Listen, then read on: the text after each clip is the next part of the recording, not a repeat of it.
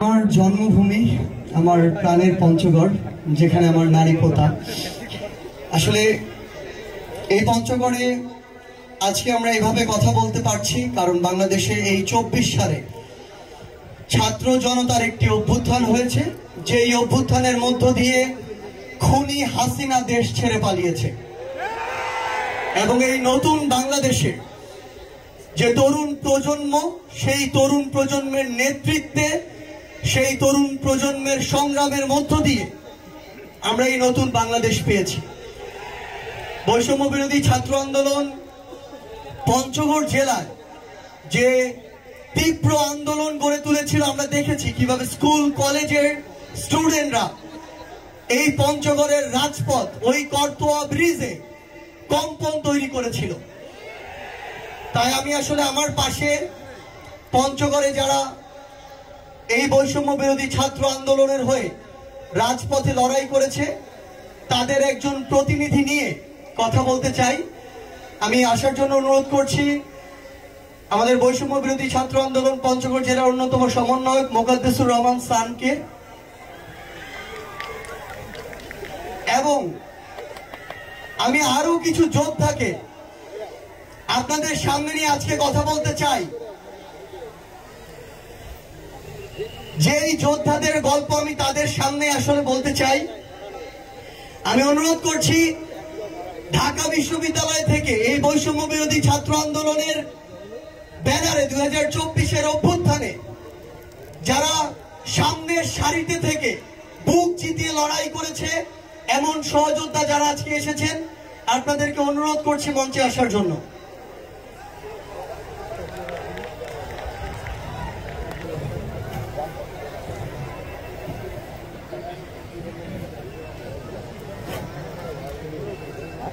আমি আসলে আমার এই সহযোদ্ধাদেরকে নিয়ে কথা বলার একটা কারণ আছে।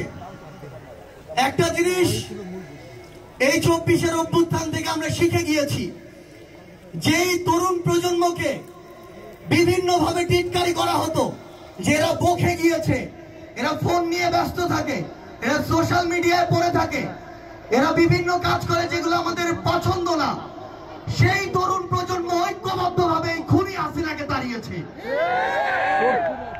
এবং আমার পাশে যখন আমার এই সহযোদ্ধারা দাঁড়ায়, যখন এক থেকে আমরা অনেক হয়ে যাই, তখন এই পৃথিবীতে আর কোন পরাশক্তির সেই চোখ নেই যে চোখ দিয়ে তারা আমাদের দিকে তাকাতে পারে। আমি আসলে আমাদের একজন পঞ্চগড়ের প্রতিনিধি সানের পাশাপাশি আমার এই সহযোদ্ধাদেরকে ডাকার একটি কারণ আছে। আমাদের একটি স্পেশাল বৈশিষ্ট্য রয়েছে। আমরা ঢাকা বিশ্ববিদ্যালয়ের সবাই আবাসিক শিক্ষার্থী ছিলাম এবং আমরা সবাই ঢাকা বিশ্ববিদ্যালয়ের হলে বাধ্যতামূলক ছাত্রলীগের রাজনীতির সাথে আমাদের জড়িত থাকতে হয়েছে। এবং যখনই আমাদের সুযোগ হয়েছে তখনই সেই শৃঙ্খল ভেঙে আমরা বুক চিতিয়ে ওই 1 জুলাই থেকে 15 জুলাই পর্যন্ত ঢাকা বিশ্ববিদ্যালয় আর শাহবাগে লড়াই করেছি।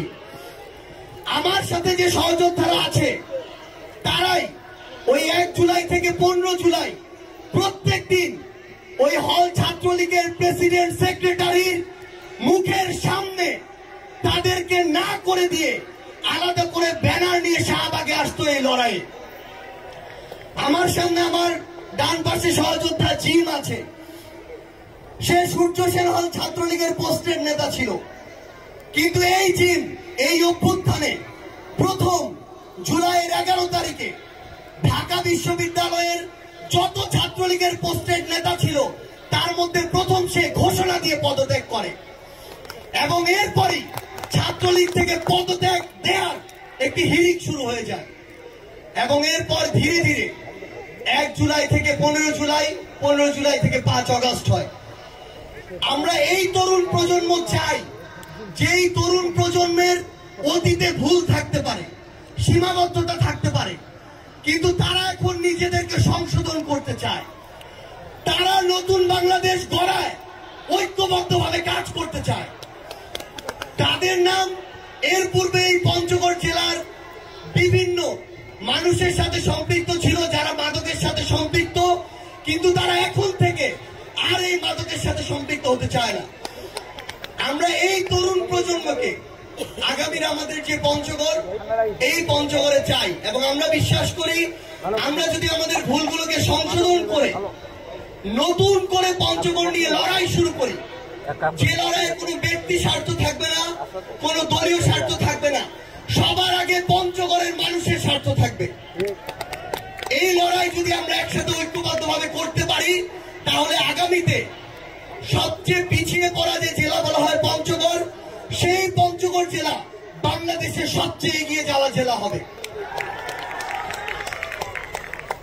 আজকের এই কনসার্ট নিয়ে কিছু কথা আছে। পঞ্চগড় জেলা আসলে অনেক মানুষ আছে, তারা তাদের জায়গা থেকে স্বাবলম্বী, কিন্তু আমরা যখন একটা বড় মেগা ইভেন্ট করতে যাই, তখন সেটাতে স্পন্সর করার মতো মানুষ ঠিক সেভাবে আমরা পেয়ে উঠি না পঞ্চগড় থেকে।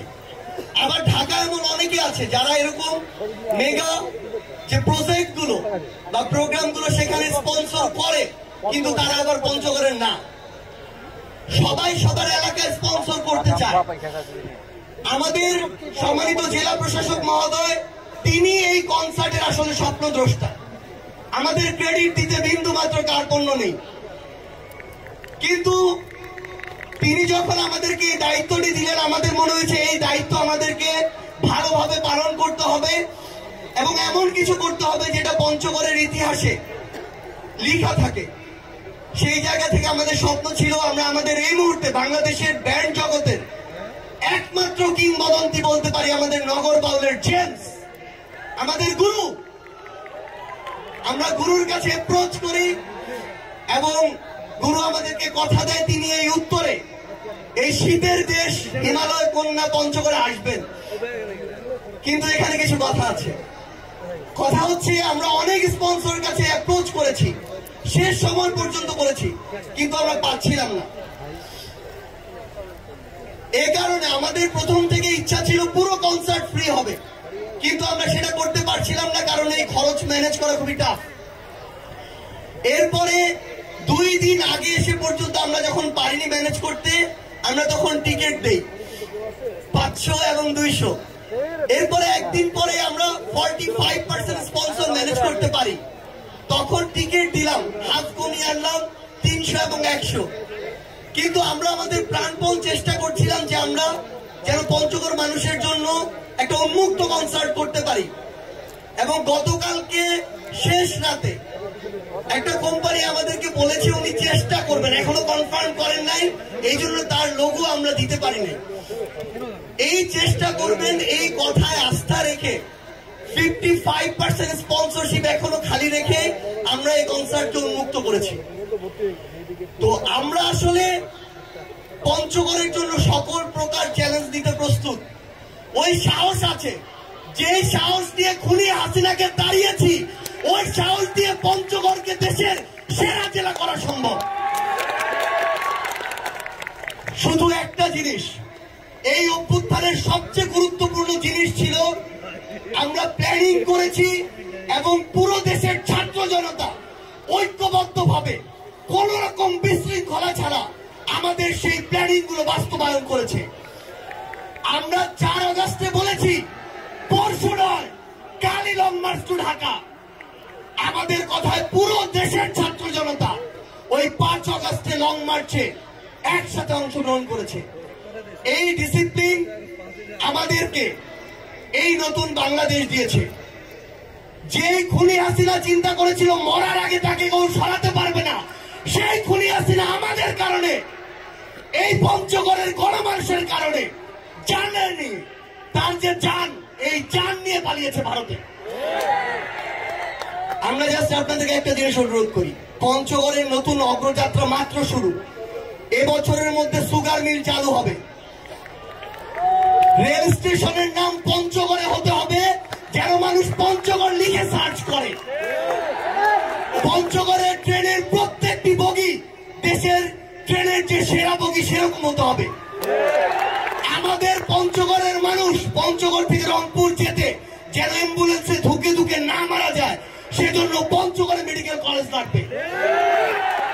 আমাদের পঞ্চগড়ের যে ইয়াং জেনারেশন তারা যেন তাদের জায়গা থেকে তাদের শিক্ষকদের পাশাপাশি দেশের সেরা মেধাবী বিশ্ববিদ্যালয়ের শিক্ষার্থীদের কাছে পড়তে পারে, সেই জন্য পঞ্চগড়ে দেশের সেরা একটি বিশ্ববিদ্যালয় লাগবে। এই পঞ্চগড়কে দেশের আরেকটি পঞ্চগড় নয়, শুধু পর্যটন নগরী করতে হবে। আমাদের সম্মানিত জেলা প্রশাসক একটি উদ্যোগ নিয়েছেন, পঞ্চগড়ে একটি ওয়াচ টাওয়ার হবে প্রায় 23 তলা উঁচু, যেটি বাংলাদেশের সবচেয়ে বড় ওয়াচ টাওয়ার হবে। তো আমাদের এই স্বপ্নগুলো আসলে ঐক্যবদ্ধভাবে দেখতে হবে এবং শৃঙ্খলা মেইনটেইন করে বাস্তবায়ন করতে হবে। যখন এগুলো বাস্তবায়ন করব, দলাদলি করা যাবে না, ভেদাভেদ করা যাবে না।